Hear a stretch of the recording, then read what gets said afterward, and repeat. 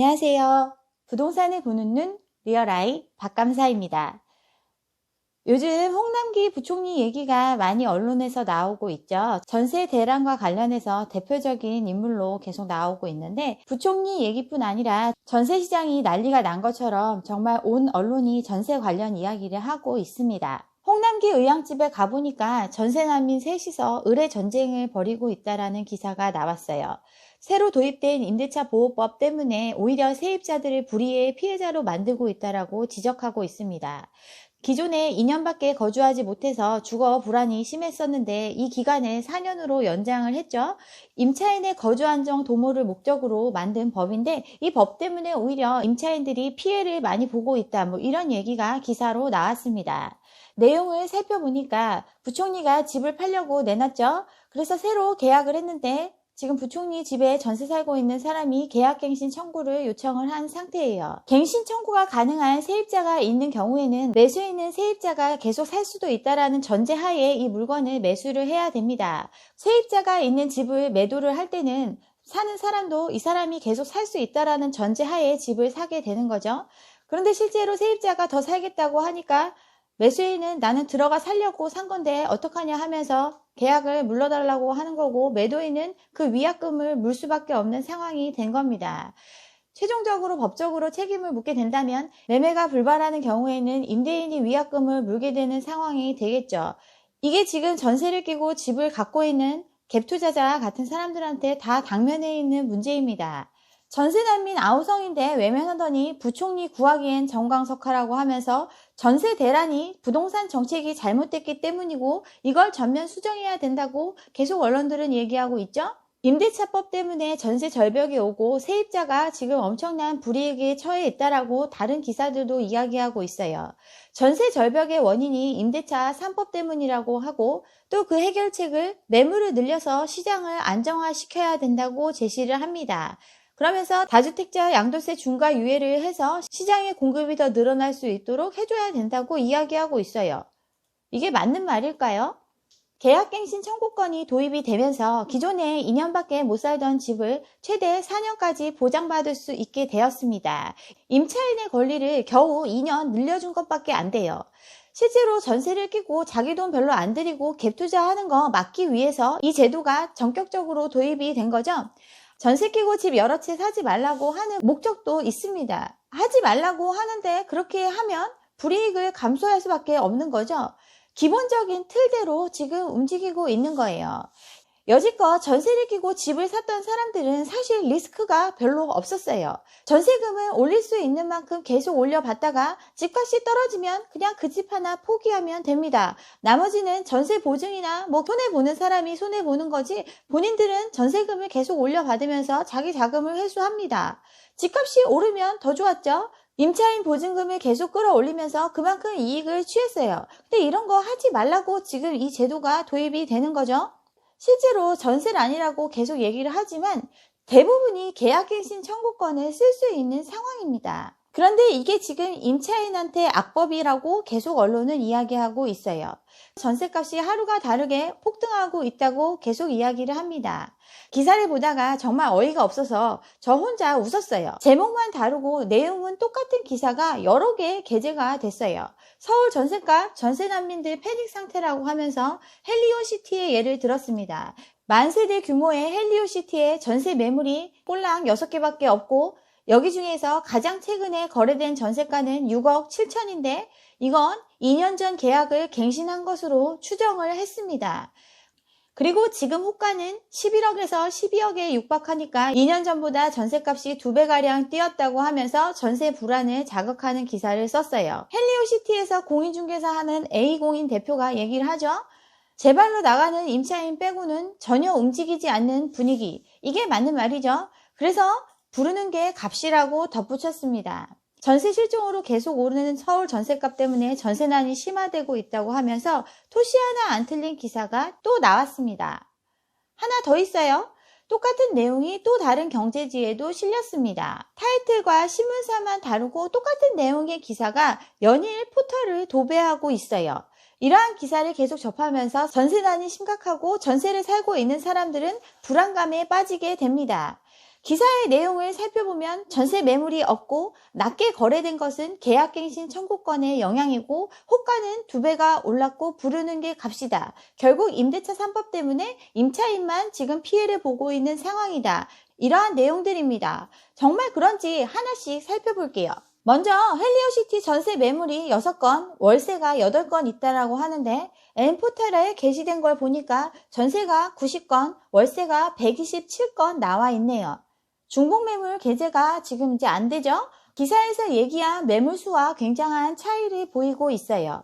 전용 84제곱미터의 전세가 50건 정도 게재가 되어 있습니다. 호가는 11억에서 12억 정도를 부르고 있지만 실제로 거래된 건 6억 7,200에 거래가 됐어요. 사실 11억, 12억 부르는 건 그 전부터죠. 임대차법이 통과되기 전에도 전세가 11억에 계약된 건도 있어요. 헬리오시티는 입주한 지 만 2년도 되지 않은 단지입니다. 18년 12월에 입주를 시작을 했지만 대부분의 전세가 그 이후로도 이어져서 한 3, 4개월간 전세 계약이 계속 이루어졌어요. 전세 계약이 통상 2년 단위로 이루어진다는 걸 봤을 때는 아직 계약갱신 청구권을 쓰지도 않은 상태예요. 전세 만료 기간이 아직 도래하지도 않은 상황이고 대부분이 갱신 계약을 할 예정이니까 사실 물량이 없는 게 당연한 거고 부르는 게 값일 수 있습니다. 부를 수는 있죠. 지금은 안 움직이고 있던데 이거 가지고 전세 난이라고 얘기를 하는 거죠. 제가 지난번에 전세 영상을 하면서 말씀을 드렸죠. 계약갱신 청구권이 도입이 되면 대부분 사람들이 움직이지 않습니다. 전세가 공급이 안 된다는 뜻은 그만큼 계속 갱신해서 눌러 사는 사람이 많다는 뜻이고 그만큼의 수요도 사라진 것을 의미합니다. 절대적인 수요가 줄어들었어요. 그리고 중복 매물이 많이 사라졌죠. 또 다주택자 중에서는 내년 6월 전까지 처분을 해야 되는데 전세 낀 매물은 팔기가 어려우니까 그런 사람들도 홀딩하고 있습니다. 수요도 줄고 공급도 줄고 있는 상황인데 무조건 전세 난이라고 이야기하고 있어요. 전세는 그렇죠. 필요하면 구하는 겁니다. 본인 자산 현황에서 감당할 수 있으면 들어가는 게 전세예요. 전세가가 얼마나 높은가 보다는 내가 그 전세금을 안전하게 돌려받을 수 있고 또 그 전세금을 감당할 수 있으면 수요하는 게 전세의 수요입니다. 강동에 그렇게 많은 입주가 있었는데 그라시움 한번 볼까요? 작년 9월에 입주를 시작을 했어요. 입주 당시에 25평은 4억대의 전세가가 형성이 되어 있었습니다. 입주가 다 마무리되고 난 후에는 7억을 찍었죠. 가장 최근의 거래는 2억 5천 전세입니다. 2억 5천 전세에 무슨 사연이 있겠죠. 그 전에 전세를 봐도 5억대의 전세가를 보이고 있어요. 34평형 입주 때 6억도 안 되던 전세였죠. 임대차 3법 통과 직전인 7월 30일에 9억을 찍고 거래가 끊겼습니다. 호가는 9억이 넘고 10억이 넘게 전세를 부르고 있지만 2달이 넘도록 지금 거래가 안 돼요. 오히려 35평은 거래가 됐죠. 전세가를 낮추니까 거래가 됐네요. 9월 19일 6억의 전세 계약이 이루어졌습니다. 고덕 아르테온 입주가 거의 마무리가 됐죠. 여기도 호가는 9억 이상입니다. 대부분이 6억대의 전세가 마무리가 됐는데 가장 최근의 거래는 8억 3천에 이루어졌어요.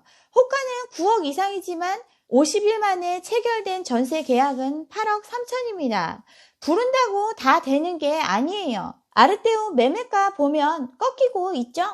17억을 넘는다고 막 얘기했었는데 9월 28일 거래는 15억대 거래입니다. 이러니까 보류지 15억, 20억에 팔려고 했는데 안 팔리죠? 강동 인근에 새로 입주한 단지가 또 있습니다. 고덕 센트럴 프루지오. 여기 656세대인데 전세가 243건이 나와 있어요. 9월에 입주를 시작을 했는데 전세 매물이 40% 가까이 나와 있습니다.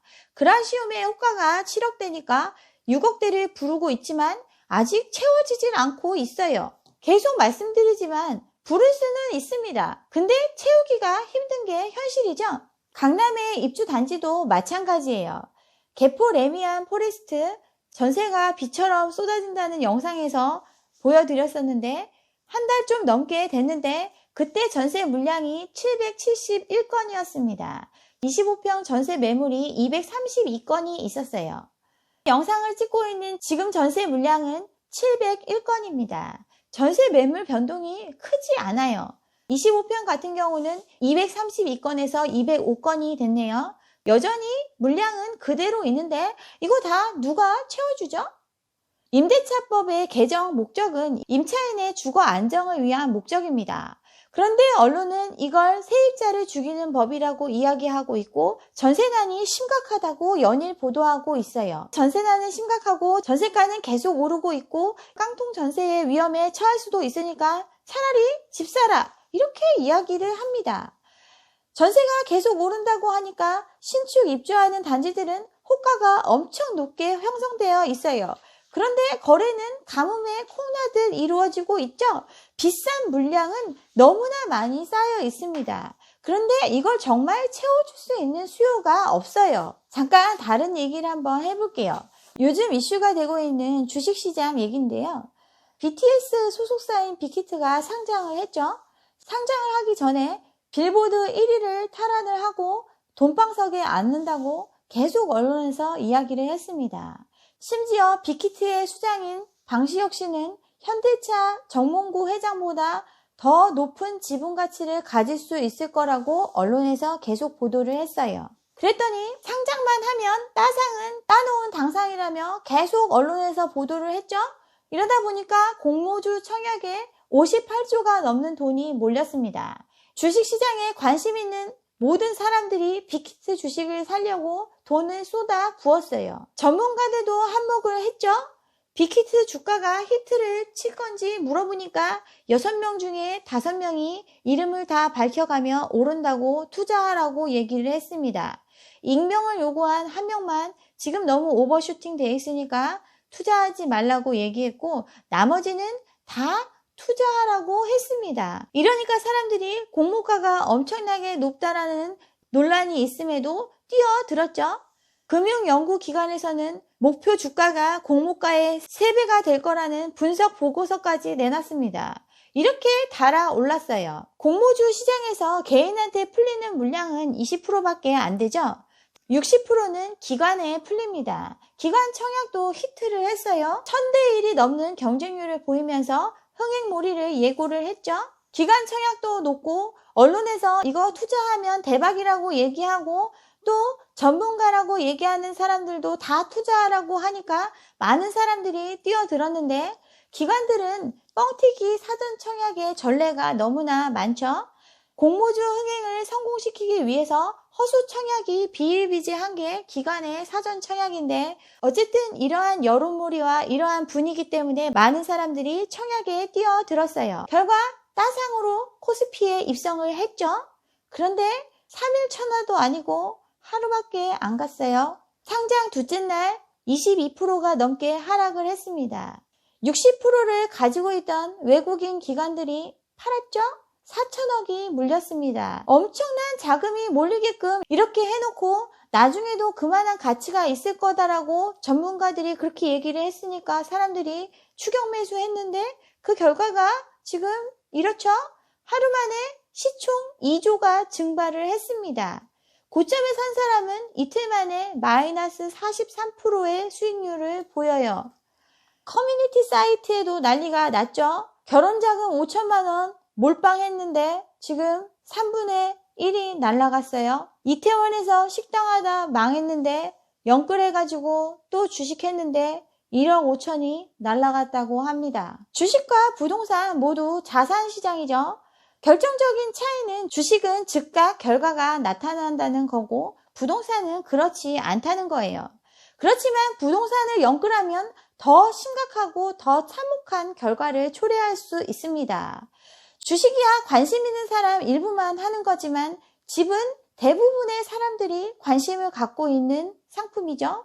그리고 주식은 끼케야 몇 천만 원이지만 집은 몇 억, 자기 자산의 대부분을 투자해서 사는 물건입니다. 물건을 사고 팔 때 얼마에 팔리고 얼마나 팔렸는지 주식만큼 투명하게 알 수 없는 게 부동산이죠. 또 물건을 사고 파는데도 많은 시간이 소요되는 게 부동산입니다. 그러니까 더 충격이 클 수밖에 없어요. 그렇지만 본질은 동일합니다. 결국 내재된 가치와 괴리가 되면 가격은 실제 가치로 수렴할 수밖에 없는 게 팩트예요. 그래서 제가 계속 지금 상황에서 영끌에서 집 사지 말고 좀 기다리시라고 계속 말씀을 드리는 건데, 이렇게 얘기해도 저 욕하시는 분들 여전히 있죠? 그러면 좀 안 보셔도 될 것 같아요. 네, 여기까지 전세 관련해서 오늘 이야기를 한번 해봤고요. 오늘 제 영상이 좋았다면 좋아요와 구독 잊지 마시고 다음 영상도 함께 해주시기 바랍니다. 감사합니다.